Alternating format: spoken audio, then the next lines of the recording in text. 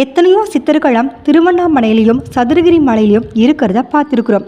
ஆனால் பழனிக்கு அருகே சுமார் 8 கிலோமீட்டர் தொலைவில் கடக்கம்பட்டி சித்தர் அவரோட சமாதி இருக்கிறது யாருக்காவது தெரியுமா? இந்த சித்தரை கடக்கம்பட்டி சித்தர் அப்படின்னும் அழைப்பாங்க. அதே மாதிரி அழுக்கு மூட்டை சித்தர் அப்படின்னும் அழைப்பாங்க. எதுக்கு அந்த அழுக்கு மூட்டைனா, அவர் தோலை ஒரு துணி எப்போதுமே போட்டுக்கிட்டே இருப்பாராம். அது ரொம்ப அழுக்காக இருக்குமா, யாரையுமே தொட விட மாட்டாராம். இவர் எப்போதுமே மற்றவர்களை திட்டி தான் ஆசீர்வதிப்பாராம்.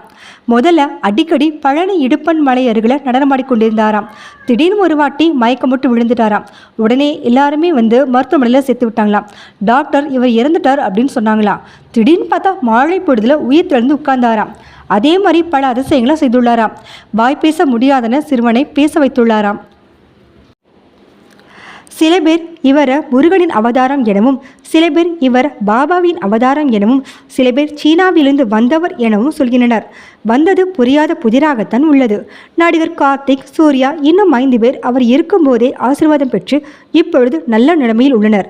இவர் எப்போதுமே இங்கிருக்கும் கல்லை அங்கே எடுத்து போடு, அங்கிருக்கும் கல்லை இங்கே எடுத்து போடு என்று சொல்லியுள்ளார். இப்படி சொல்வது அவரவர் கர்ம வினைகளை தீர்க்கும் சித்தரின் ஒரு காரியமாக நம்பப்படுகிறது. பொதுவாக அங்கே போனால் ஒரு நல்ல அதிர்வலைகள் உணரலாம். முதலில் கணக்கம்பட்டு பகுதியில் நீர் இல்லாமல் வறட்சியில் இருந்தது. அதுக்கப்புறம் இவர் சொன்ன இடத்தில் தோண்டின போது வற்றாத ஜீவ கிணறு இன்னும் உள்ளது. நீங்கள் அந்த இடத்துக்கு போனால் தெரியும். அந்த சமாதியை சுற்றி நல்ல பச்சை பசுன்னு இருக்கும். புனர்பூசம் நட்சத்திரம் அப்போ ஜீவ சமாதி அடைந்தார்.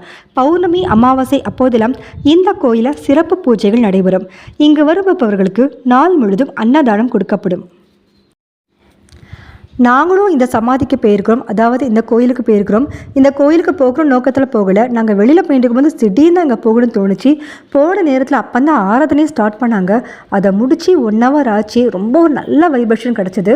அதை முடிச்சதுக்கப்புறம் அங்கே வந்து ஒரு அந்த ஃபோட்டோ வாங்கினோம். ஃபோட்டோ வாங்கினதுக்கப்புறம் தான் தெரியுது இப்படி ஒரு சித்தர் இருந்ததே எனக்கு அதுக்கப்புறம் தான் தெரிய வந்தது. இவருடைய பெருமைகளாக எனக்கு அப்புறம் தான் தெரிய வந்தது.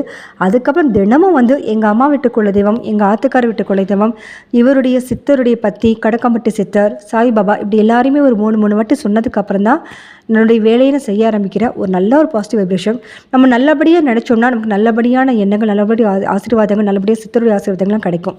அது என்னுடைய அபிப்பிராயம். உங்களுக்கு இந்த மாதிரி வீடியோ பிடிச்சிருக்குன்னா இந்த சேனலுக்கு சப்ஸ்கிரைப் பண்ணுங்கள். நன்றி, வணக்கம்.